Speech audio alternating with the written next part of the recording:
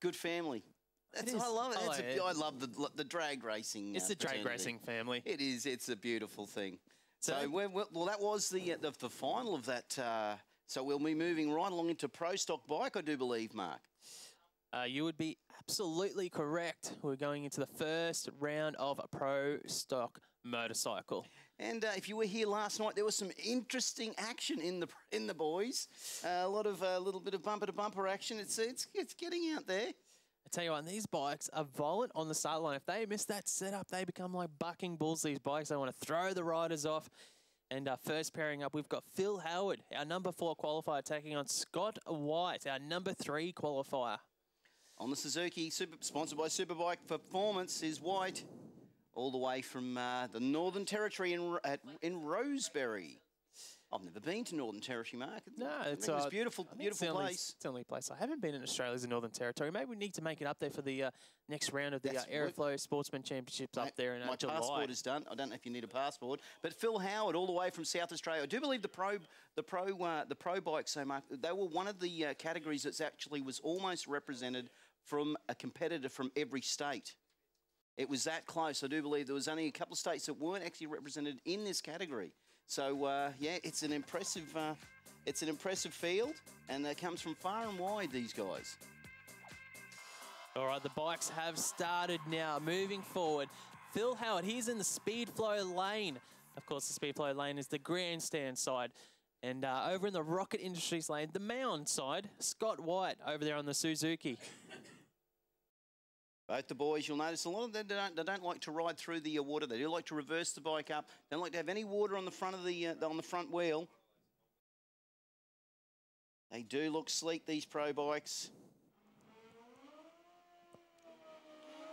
Nothing like the aggression and the fatness of the top bikes. So the pro bikes, it's all about how slippery you can get this bike to be. These bikes are absolutely insane. Now, Scott White, he went 7.38 seconds to be number 3 qualifier. Phil Howard, he'll need to find a little bit of performance if he wants to get around Scott White here, because he only went 7.69 seconds, but he didn't make a full pass. He did not, yes. If he gets to the finish line, this is going to be one close race between these two guys. Okay, whole shot goes to Phil Howard. It looks like he is ahead at the moment as we go across half track. He's still ahead. Is Phil Howard going to get this win? No! Scott White rides around him by 0.03 of a second there at 7.37 seconds over 7.43 seconds from Phil Howard. Scott White, he advances to the semi-finals of Pro Stock Motorcycle here. As we see on the big screens there, rolling through the braking area here. We go to the replay. Man, that was an absolutely neck and neck. They would have been looking at through the corner of their visors. And it was absolutely anyone's race. They probably don't even realise who won the race until they get down the finish line. That's a good race, Mark. They're probably in the braking area right now. Did you get me? I don't know. It was that close. So away we go. So Scott White from the Northern Territory, he will be back around. And I'm sure he's pretty happy with that. Yeah, he improved slightly on his qualifying time, so he found a little bit more performance here. Next pairing up, we've got Morris Allen on the Milwaukee Power Tools Suzuki taking on Alberto Marks, also on a Suzuki. Marks, a local boy here in Queensland. You could say definitely a rookie for the Pro Stock Motorcycle ranks. And we've got Ben with something... a hot story down there for us. Yeah, exactly right. We've got the second round of eliminations for Top Door Slammer, but this staging lanes is vacant by one car. The legendary 57 Chevy Victor Bray is not in the staging lanes. I'm with Richard Smith, the PR guy, right now. There's been a lot going on in the Bray camp, Rich, and there's a reason why Dad's not out here. Yeah, unfortunately for the people that weren't here yesterday, Ben suffered a serious accident in his factory extreme car. He is in hospital. He's remaining there under medical supervision. He is in a stable condition.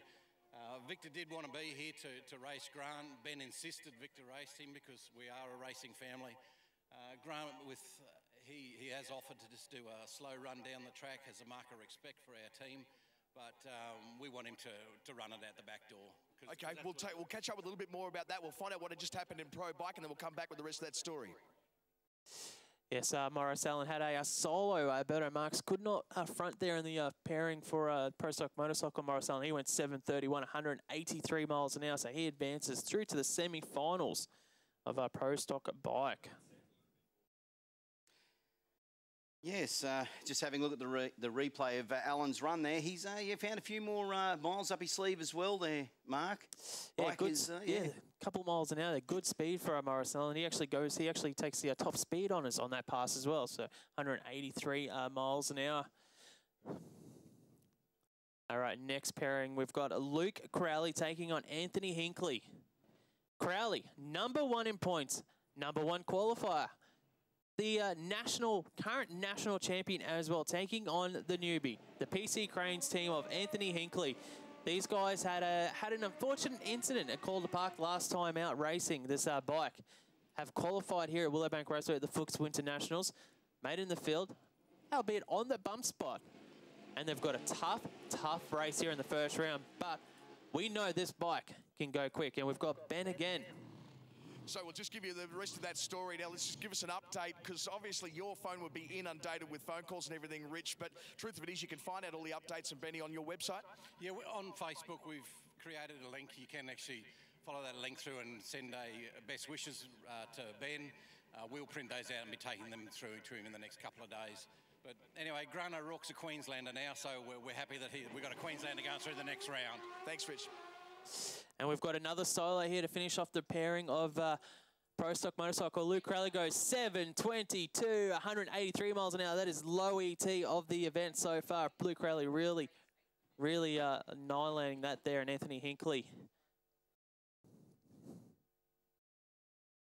being pushed back there in the PC Cranes bike. A little bit disappointing, or more disappointing for the crew than it is for us, that's for sure, Mark. But obviously the pro bikes all have a few of the guys having a few issues today, so we'll only see a few come back around. So we'll be standing by to see how it pans out.